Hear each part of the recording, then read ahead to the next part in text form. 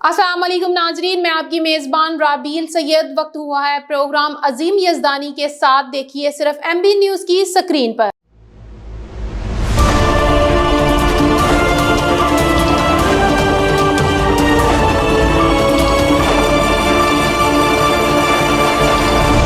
PTI के रुकन कौमी असम्बली खुर्शीद जाबिर के पास उससे पूछती है कि आज का जो एहतजाज है उसके वजह से भी जो आइंदा इनका जो प्लान है वो क्या है, क्योंकि एक तरफ ये मुज़ाकरात की बात कर रहे हैं, उसे एहतजाज भी हो रहा है। इस हालात में पीटीआई क्या समझती है कि वो सर्वाइव करेगी और इनका मुस्तकबिल क्या है, और साथ 2025 के बारे में पूछेंगे वो साल कैसा रहेगा। ये बताइए खुर्शीद से। बहुत शुक्रिया यज़दानी साहब आपका। जो साल 2025 की आपने बात की, साल 2024 जो था वो पाकिस्तान के ऊपर बेशुमार बेपनाह जुल्म व सितम ढाए गए। बड़ी रौनियत, बड़ा तकब्बुर था और उसके साथ पाकिस्तान को चलाया गया, जो कि पाकिस्तान दिन ब दिन तनज़्ज़ुली की तरफ गया। मैं समझता हूँ अभी भी इस वक्त भी पाकिस्तान की तरक्की का जो सफ़र है वो ढलवान की तरफ तेज़ी से जारी है। और मैं समझता हूँ कि पाकिस्तान की जो तरक्की है वो पाकिस्तान की आवाम के हाथ में है। पाकिस्तान की आवाम जिसको चाहेगी अपना नुमाइंदा मुंतखब करेगी अपने हलकों से भी, और इसी तरह वो चाहेगी कि वही हमें लीड करे, हमारा वजीर आज़म भी वही हो जिसको हम चाहेंगे।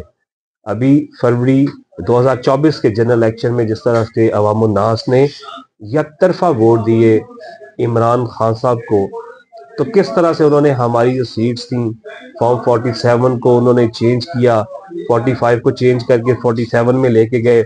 और जो मेरा ख्याल है असेंबली में इस वक्त जो हुकूमत बैठी हुई है उनकी अक्सरियत फॉर्म 47 की है।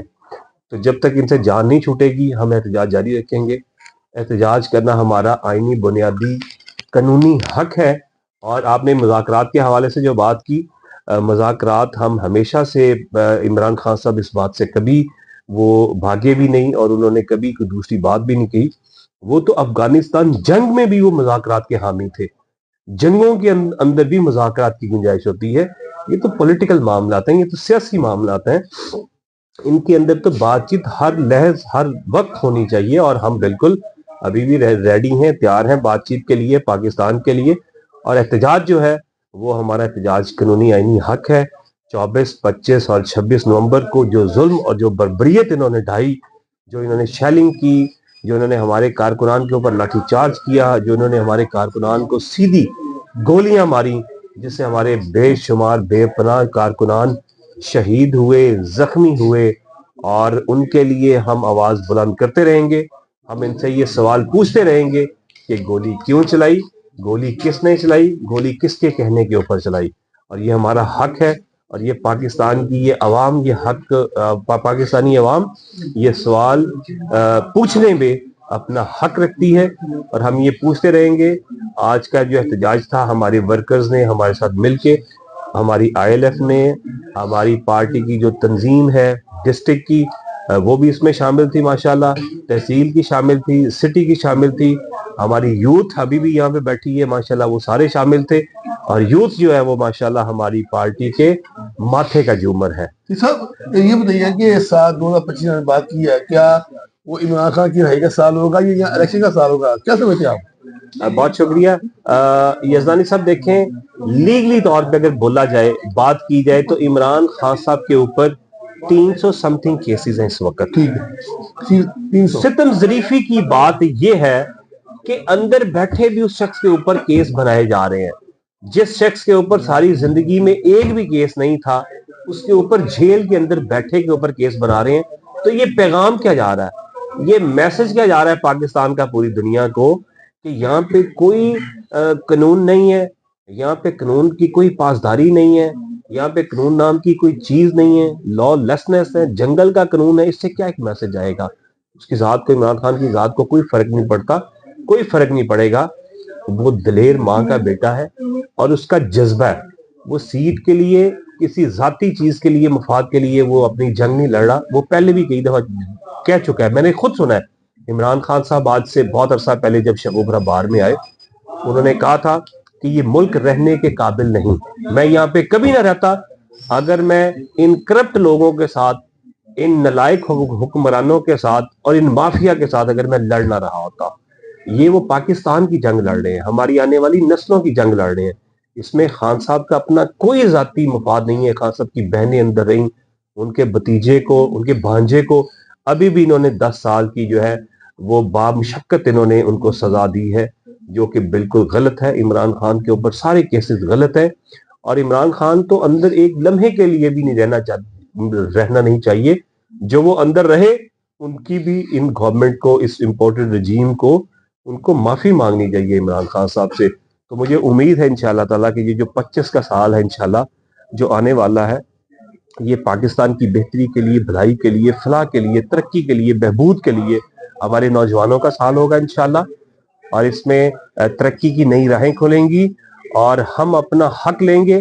سب سے پہلے تو ہم کمپرومائز نہیں کریں گے کسی بھی طور. 9 مئی پہ اور 26 نومبر کے اوپر ہم اس کا جوڈیشل انکوائری چاہتے ہیں. ہم اس کے اوپر چاہتے ہیں کہ اس کے اوپر انکوائری کی جائے. اور دوسرا, ہماری عوام کا مینڈیٹ جو چوری کیا ہے وہ عوام کو واپس کیا جائے. تو صاحب یہ بتائیے کہ آپ نے پنجاب اسمبلی میں جو حالیہ تنخواہوں میں اضافہ کیا گیا ہے, اس پر یا کیوں کیا, جبکہ عوام جو ہے وہ مہنگائی پس رہی ہے, اور پی ٹی آئی نے اس بل کی حمایت کی ہے, اتنی تنخواہیں بڑھا دی گئی ہے, تو یہ کیا یاشی نہیں ہے, اور کیا یہ عوام پر ظلم نہیں کیا گیا؟ میں یہ سمجھتا ہوں کہ اگر تو ان کی تنخواہیں ان کی ضروریات سے اور معاملات سے, جیسے کہ آپ نے فرمایا, اگر زائد بڑھائی گئی ہیں تو میرا خیال ہے یہ مناسب نہیں ہے. اور اگر ان کے اخراجات, چونکہ ان کے یقیناً بچے ہیں, ہمیں میڈیا کے اوپر بھی ویسے بھی بالکل درست بات کرنی چاہیے, پوائنٹ سکورنگ نہیں کرنی چاہیے کہ میں میڈیا کے اوپر بول رہا ہوں تو میں نے یقیناً حکومت کے بات کے خلاف بات کرنا ہے.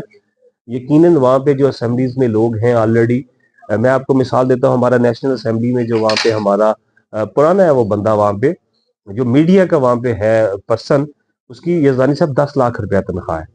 تو یعنی کہ میری بات کرنے کا مقصد یہ ہے کہ اگر نمائندہ جو سال 2025 کی آپ نے بات کی, سال 2024 جو تھا وہ پاکستان کے اوپر بے شمار بے پناہ ظلم و ستم ڈھائے گئے, بڑی رونیت, بڑا تکبر تھا, اور اس کے ساتھ پاکستان کو چلایا گیا جو کہ پاکستان دن بدن تنزلی کی طرف گیا. میں سمجھتا ہوں ابھی بھی اس وقت بھی پاکستان کی ترقی کا جو سفر ہے وہ ڈھلوان کی طرف تیزی سے جاری ہے. اور میں سمجھتا ہوں کہ پاکستان کی جو ترقی ہے وہ پاکستان کی عوام کے ہاتھ میں ہے. پاکستان کی عوام جس کو چاہے گی اپنا نمائندہ منتخب کرے گی اپنے حلقوں سے بھی, اور اسی طرح وہ چاہے گی کہ وہی ہمیں لیڈ کرے, ہمارا وزیر اعظم بھی وہی ہو جس کو ہم چاہیں گے. ابھی فروری 2024 کے جنرل الیکشن میں جس طرح سے عوام الناس نے یک طرفہ ووٹ دیے عمران خان صاحب کو, تو کس طرح سے انہوں نے ہماری جو سیٹس تھیں فارم 47 کو انہوں نے چینج کیا, 45 کو چینج کر کے 47 میں لے کے گئے. اور جو میرا خیال ہے اسمبلی میں اس وقت جو حکومت بیٹھی ہوئی ہے ان کی اکثریت فارم 47 کی ہے. تو جب تک ان سے جان نہیں چھوٹے گی ہم احتجاج جاری رکھیں گے. احتجاج کرنا ہمارا آئینی بنیادی قانونی حق ہے. اور آپ نے مذاکرات کے حوالے سے جو بات کی, مذاکرات ہم ہمیشہ سے, عمران خان صاحب اس بات سے کبھی وہ بھاگے بھی نہیں اور انہوں نے کبھی کوئی دوسری بات بھی نہیں کہی. وہ تو افغانستان جنگ میں بھی وہ مذاکرات کے حامی تھے, جنگوں کے اندر بھی مذاکرات کی گنجائش ہوتی ہے. یہ تو پولیٹیکل معاملات ہیں, یہ تو سیاسی معاملات ہیں, ان کے اندر تو بات چیت ہر لحظ ہر وقت ہونی چاہیے. اور ہم بالکل ابھی بھی ریڈی ہیں, تیار ہیں بات چیت کے لیے پاکستان کے لیے. اور احتجاج جو ہے وہ ہمارا احتجاج قانونی آئینی حق ہے. 24, 25 اور 26 نومبر کو جو ظلم اور جو بربریت انہوں نے ڈھائی, جو انہوں نے شیلنگ کی, جو انہوں نے ہمارے کارکنان کے اوپر لاٹھی چارج کیا, جو انہوں نے ہمارے کارکنان کو سیدھی گولیاں ماری, جس سے ہمارے بے شمار بے پناہ کارکنان شہید ہوئے, زخمی ہوئے. اور ان کے لیے ہم آواز بلند کرتے رہیں گے. ہم ان سے یہ سوال پوچھتے رہیں گے کہ گولی کیوں چلائی, گولی کس نے چلائی, گولی کس کے کہنے کے اوپر چلائی. اور یہ ہمارا حق ہے, اور یہ پاکستان کی یہ عوام, یہ حق پاکستانی عوام یہ سوال پوچھنے میں اپنا حق رکھتی ہے. اور ہم یہ پوچھتے رہیں گے. آج کا جو احتجاج تھا ہمارے ورکرز نے ہمارے ساتھ مل کے, ہماری ILF نے, ہماری پارٹی کی جو تنظیم ہے ڈسٹرکٹ کی وہ بھی اس میں شامل تھی ماشاءاللہ, تحصیل کی شامل تھی, سٹی کی شامل تھی, ہماری یوتھ ابھی بھی یہاں پہ بیٹھی ہے ماشاءاللہ, وہ سارے شامل تھے. اور یوتھ جو ہے وہ ماشاءاللہ ہماری پارٹی کے ماتھے کا جومر ہے. صاحب یہ بتائیے کہ سال 2025 میں بات کی ہے، کیا وہ عمران خان کی رہائی کا سال ہوگا یا الیکشن کا سال ہوگا، کیا سمجھتے ہیں آپ؟ بہت شکریہ. یزدانی صاحب دیکھیں، لیگلی طور پہ اگر بولا جائے، بات کی جائے تو عمران خان صاحب کے اوپر 300 سم تھنگ کیسز ہیں اس وقت. ٹھیک ہے، 300. ستم ظریفی کی بات یہ ہے کہ اندر بیٹھے بھی اس شخص کے اوپر کیس بنائے جا رہے ہیں. جس شخص کے اوپر ساری زندگی میں ایک بھی کیس نہیں تھا، اس کے اوپر جیل کے اندر بیٹھے کے اوپر کیس بنا رہے ہیں.